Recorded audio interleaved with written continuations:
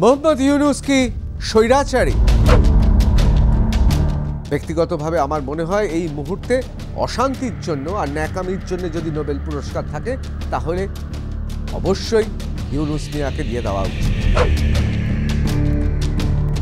আমি মোহাম্মদ ইউনূস, আমি বাংলাদেশ। শেখ হাসিনাকে উৎখাতের পরিকল্পনা 2019 সাল থেকেই শুরু হয়েছে। শুরু করেছিল কে? ভারতের কিসের হস্তক্ষেপ? ভারত সেখানে টাকা দিচ্ছে, সেতু হচ্ছে, ভারত সেখানে বিদ্যুৎ দিচ্ছে, অর্থাৎ ভারত বাংলাদেশের উন্নয়নের জন্য চেষ্টা করছে। মোহাম্মদ ইউনূসের কি হলো? বাবা হারালেন, অনাথ হলেন। জনতার দ্বারা নির্বাচিত রাষ্ট্রপ্রধানের বক্তৃতা শোনেন, তার ঝাঁজ শুনে বুঝবেন যে তার পেছনে জনতা আছে বলে একটা জোট থাকে। আর ইউনূসের বক্তব্য শুনুন, সেই ঝাঁজ নেই, তার কারণ তার পেছনে জনতা নেই। ইউনূস ইতিহাসে পরিচিত হবে স্বৈরতান্ত্রিক শাসক হিসেবে, মিলিয়ে দেবেন। গোয়েবলসের থিওরি জানেন? ইউনূস মিয়া তার গোয়েবলসকে নামিয়ে দিয়েছে। নাহিদ সেনা প্রধান পেশাদার মানুষ, তিনি মাস্টার স্ট্রোক দিয়ে দিয়েছেন আসল জায়গা।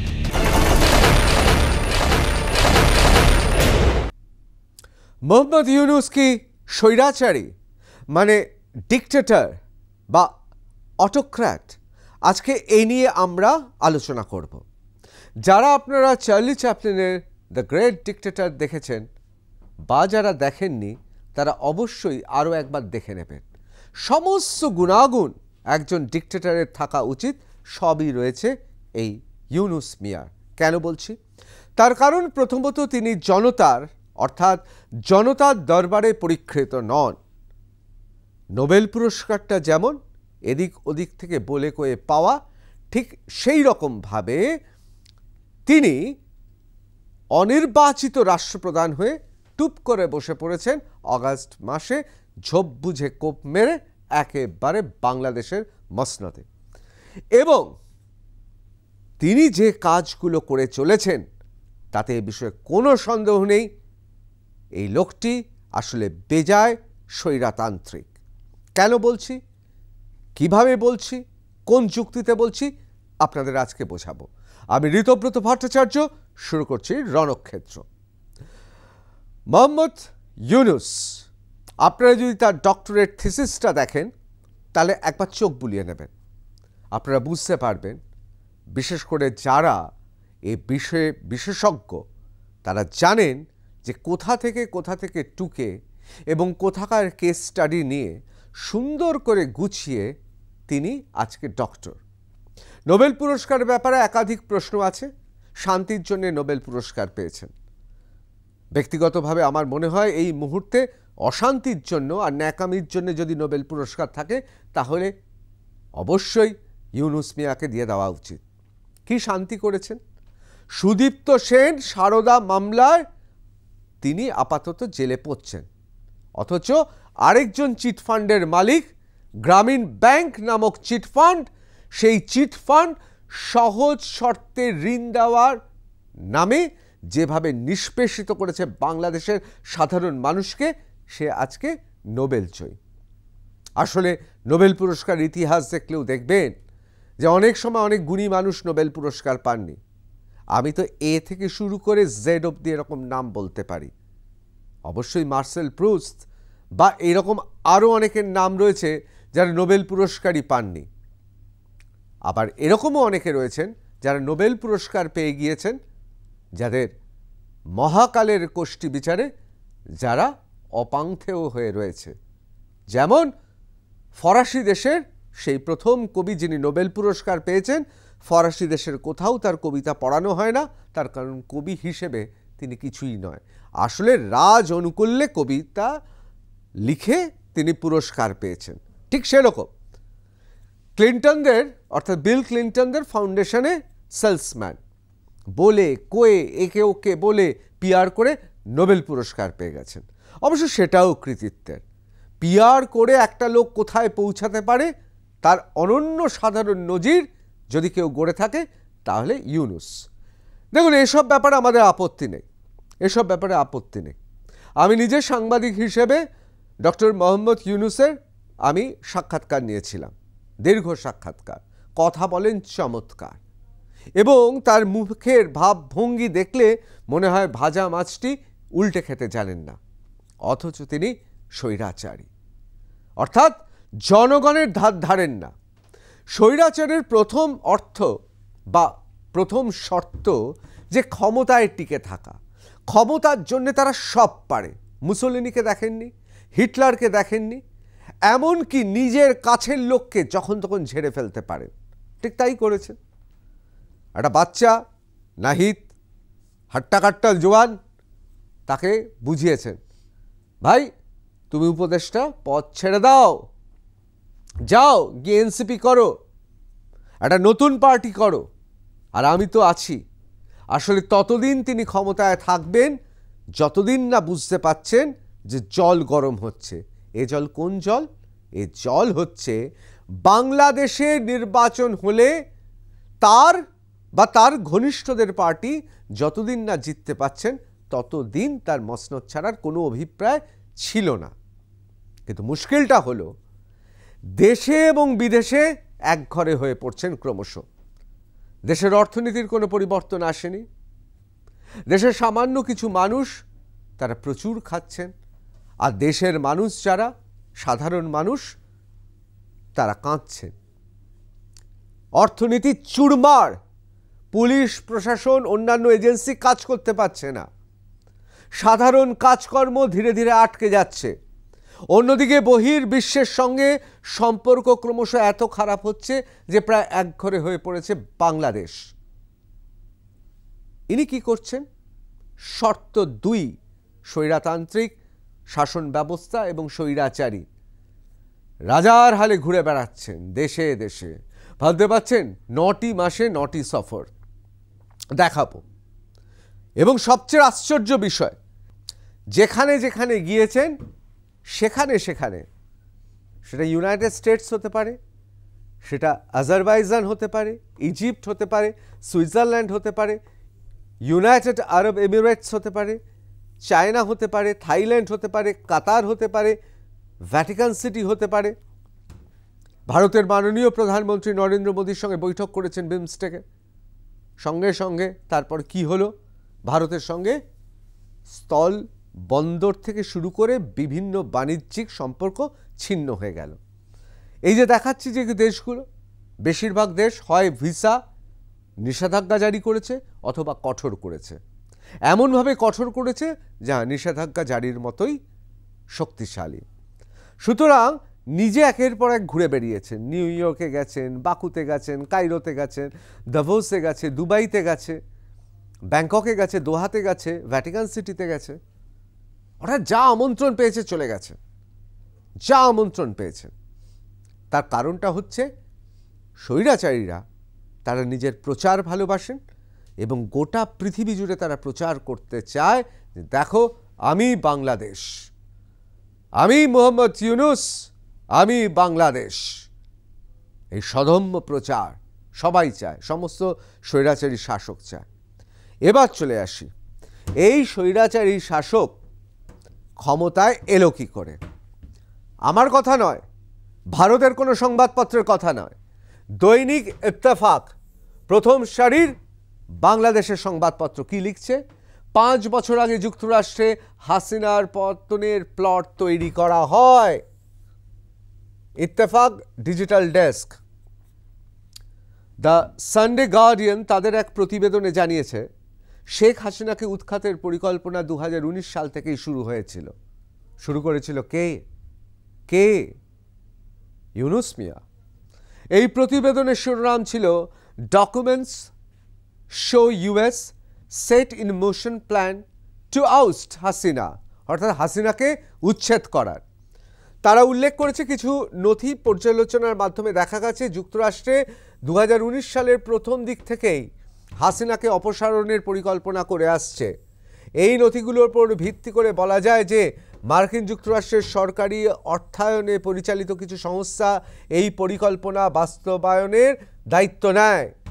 মঙ্গোলিয়ায় 1996 সালে, হাইতিতে 2001 সালে, উগান্ডাতে 2021 সালে মতোই বাংলাদেশের ক্ষেত্রে ইন্টারন্যাশনাল রিপাবলিকান ইনস্টিটিউট IRI যুক্তরাষ্ট্রের শাসন ব্যবস্থার পরিবর্তনে একটি বড় ভূমিকা পালন করেছে।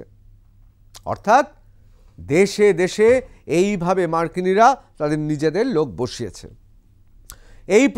এই প্রতিবেদন অনুসারে এই পরিকল্পনা বাস্তবায়নে national endowment for democracy NED এবং United states agency for international development মূলত IRকে দায়িত্ব দেয়। নথিগুলোতে আরও উল্লেখ করা হয়েছে, ভারতের হস্তক্ষেপ প্রতিরোধের জন্য প্রকল্পটি গুরুত্বপূর্ণ ছিল। খুব গুরুত্বপূর্ণ। ভারতের কিসের হস্তক্ষেপ? ভারত সেখানে টাকা দিচ্ছে, সেতু হচ্ছে, ভারত সেখানে বিদ্যুৎ দিচ্ছে, অর্থাৎ ভারত বাংলাদেশের উন্নয়নের জন্য চেষ্টা করছে। কিন্তু কুকুরে পেটে ঘি সহ্য হয় না, বাংলাদেশেরও সহ্য হলো না। সেই জন্যে তারা যেটা চাইল যে এই রকম একটা বাইরে থেকে ইন্ধনে তারা সাড়া দিল। প্রতিরোধের জন্য প্রকল্পটি গুরুত্বপূর্ণ ছিল, বিশেষ করে বাংলাদেশের রাজনৈতিক অঙ্গনে ভারতের প্রভাব প্রতিহত করতে এই প্রকল্প প্রয়োজনীয় হয়ে দাঁড়িয়েছিল। হতে পারে তার কারণ পৃথিবীর শক্তিধর দেশগুলো জানে এই মুহূর্তে মিলিটারি পাওয়ারে অর্থাৎ সামরিক ক্ষমতায় রুশ, মার্কিন যুক্তরাষ্ট্র, চীনকে বাদ দিলে যার নাম আসবে তার নামই ভারত। 2030-এ ভারতের অর্থনীতি গোটা পৃথিবীতে নজির সৃষ্টি করতে চলেছে। সুতরাং ভারতের মতো এই রকম আগামী দিনের সুপার পাওয়ারকে ঠেকানোর জন্য বিভিন্ন রাষ্ট্রে বিভিন্ন শক্তি কাজ করে চলেছে। সেটা ভারতের ব্যাপার, বাংলাদেশের ব্যাপার নয়। কিন্তু বাংলাদেশের ক্ষেত্রে আসছি, এর নায়ক কে ছিল? এর নায়ক ছিল ইউনুস মিয়া। আসলে কি হয়েছে জানেন তো? তখন ওখানে ডেমোক্র্যাটরা রয়েছে, জো বাইডেন।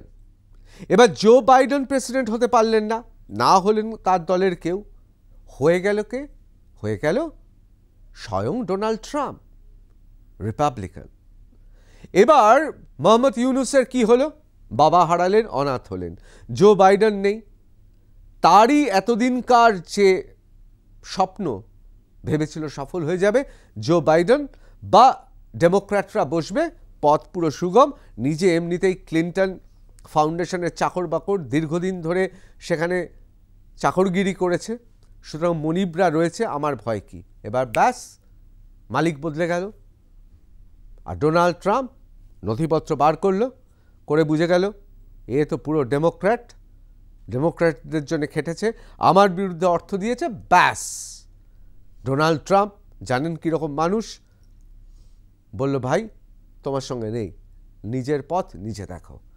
কৌটো নাচাতে অনাথ ইউনুস সাহেব চলে গেলেন কোথায়? চলে গেলেন একেবারে চীনে। এবার চীনে গিয়ে তো ইউনুস মিয়া অনেক কিছু বললেন। আমাদের 7 সিস্টার্স ল্যান্ডলক, তারা হচ্ছে গার্ডিয়ান অফ দ্য ওশান, সাগরের অভিভাবক। চীন অনেক দূর অবধি দেখতে পায়। চীন জানে বাংলাদেশের মতো ছোট একটি দেশকে নিয়ে তার চলবে না। সেই জন্য চীন বলল, এই নাও, এই দেব, নিলে নাও, না হলে বাড়ি যাও। পোষালো না, অনাথ হয়ে ইউনুস ঘুরে বেড়াচ্ছে। আবার চলে গেল মার্কিন যুক্তরাষ্ট্রে, বারবার বার্তা পাঠাতে শুরু করলো। হোয়াইট হাউসে খালি বাংলাদেশ দূতাবাসের লোক চিঠি নিয়ে ঘুরে বেড়ায়। যদি একটু ডোনাল্ড ট্রাম্প বা একটু শীর্ষ আধিকারিকদের সঙ্গে কথা বলা যায়, তাদের বলল, মাই বাপ আমেরিকা, জো বাইডেন সাহেব যখন ছিলেন আমরা বলেছিলাম ইউনুস মিয়া গোটা দেশটাকে বিক্রি করে দেবে, আপনারা কেন রাজি হচ্ছেন না?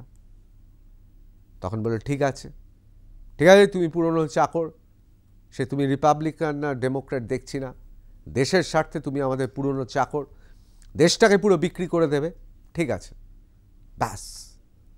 কিন্তু মুশকিলটা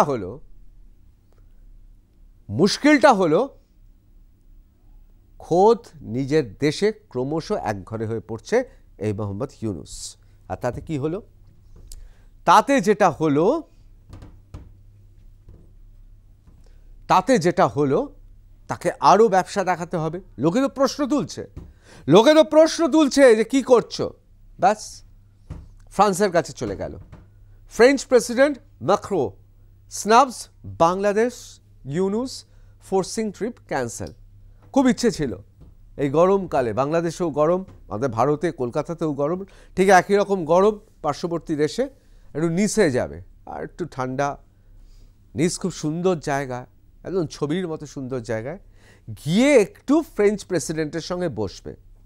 French president Emmanuel Macron has refused a bilateral format meeting with Bangladesh interim advisor Mohammad Yunus on the sidelines of the international conference next month, a decision that is being seen as a setback for Yunus global outreach.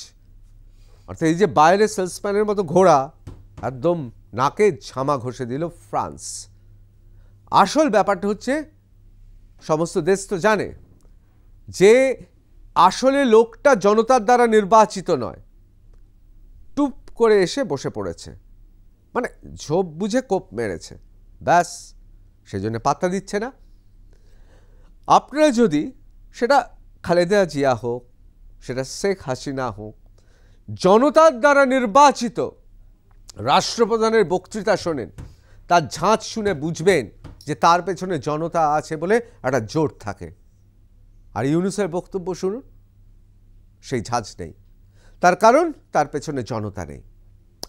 এইবার ইউনুস পদত্যাগের নাটক টাটক চলছে, কিন্তু আসলে ভেতরে ভেতরে স্বৈরাচারী। বাংলাদেশটাকে সে বিক্রি